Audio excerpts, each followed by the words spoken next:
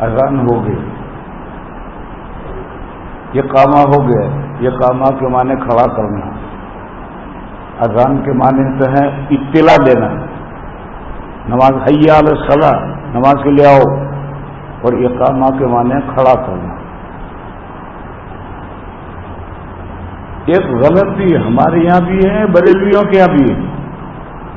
ہمارے یہاں سب سے پہلے امام صاحب مصلی پر پہنچیں گے، لوگ کھڑے ہوں گے، پھر مؤذن صاحب دیکھیں گے،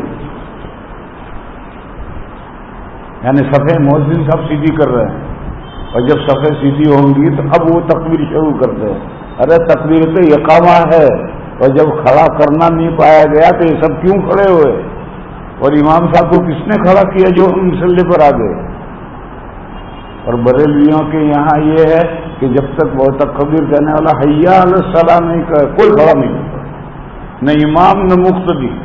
اور پہلے تو اتنی سختی تھی کہ اگر کوئی کھڑا ہو جائے تو ٹانگیں توڑ دیتے تھے. اب اتنی سختی بریلویوں کے نہیں رہی، لیکن مسئلہ کیا یہی ہے، سب بیٹھے رہیں گے. جب قد قامت الصلاۃ اب کھڑے ہوں گے، امام صاحب بھی کھڑے ہو کر آئیں گے. یہ بھی غلط ہے، اور ہم جو کرتے ہیں یہ بھی غلط ہے. کیوں؟ دلیل یہ ہے کہ اقامہ کو اقامہ کہتے کھڑا کرنا.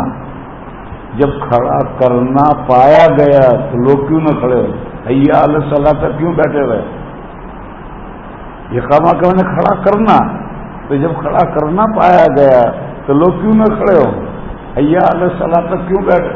کہ حی علی الصلاۃ کے نماز کے لیے آؤ. ارے نماز کے لیے آؤ، یہ اعلان تو اذان میں ہو چکا ہے حی علی الصلاۃ.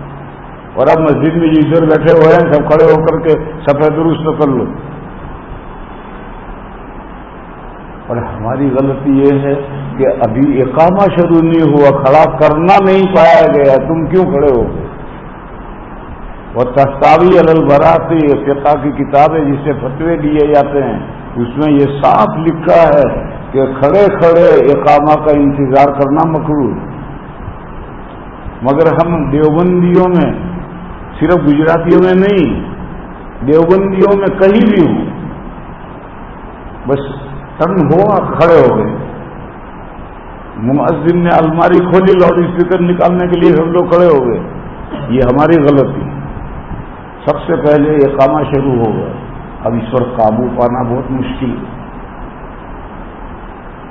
کیونکہ لوگوں کو ایسی عادت پڑ گئی ہے. تو میں نے اپنی مسجد میں یہ ہدایت دی، جو اقامہ کہنے والا ہے اس کو میں نے ہدایت دی کہ 1 بجے اقامہ شروع ہوگا. تو جب 1 بجنے میں 10 سیکنڈ باقی رہیں تو تو کھڑے ہو کر اقامہ شروع کر. تو لوگ تو گھڑی دیکھتے رہتے ہیں، جب آخری پوائنٹ آئے گا تب لوگ کھڑے ہوں گے ایک دم. میں کہتا ہوں اسے 10 سیکنڈ پہلے تم اقامہ شروع کر دیں. تو قابو پا لیا ہم نے. مؤذن کو ہدایت کرو کہ بھائی نماز وقت اتنے وقت پر اقامہ شروع ہونا، اسے 10 سیکنڈ پہلے اقامہ شروع کر دے. تو لوگ تو ان سے گھڑی دیکھ رہے ہیں، جب اقامہ شروع ہوگا تب کھڑے ہوں گے لوگ. قابو پانے کا یہ طریقہ ہے، اس کے علاوہ قابو نہیں پایا جا سکتا. تو میں نے قابو پانے کا طریقہ یہی لوگوں کو بتلایا، اور ہم نے قابو پا لیا. ابھی 10 سیکنڈ باقی ہے، اور جس نے اذان دی وہاں مؤذن نہیں ہوتا ہے. مسجد میں جھاڑو کون دیتا ہے؟ متولی جھاڑو دیتا ہے. وہاں جھاڑو کیا دیتے ہیں؟ ہوور گھمانا ہے، قالین پر ہوور گھمانا ہے تو متولی گھماتا ہے. امام مقرر ہے، مؤذن نہیں ہے. کوئی بھی اذان دیتا ہے کہ جس نے اذان دی وہ اقامہ کہے گا. تو اس کو میں نے سمجھا رکھا ہے کہ 10 سیکنڈ جب باقی رہے وقت میں اسی وقت اقامہ شروع کرنے.